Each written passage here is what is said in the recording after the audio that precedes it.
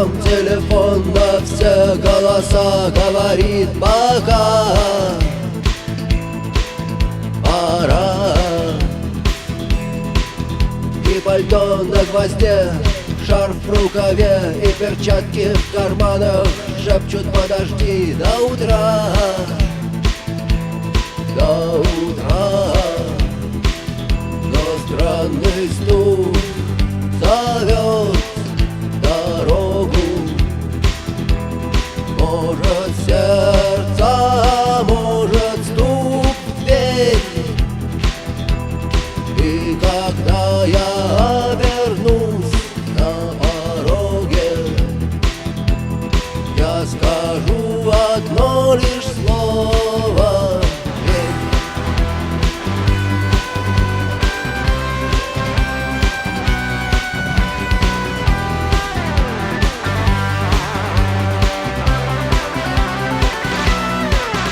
И опять на вокзал, и опять к поездам, и опять проводник выдаст белье и чай.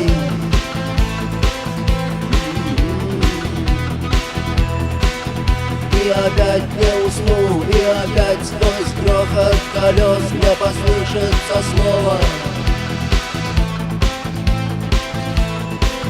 прощай.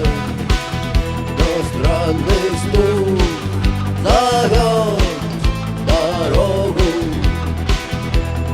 Может, сердце, может, стук в дверь. И когда я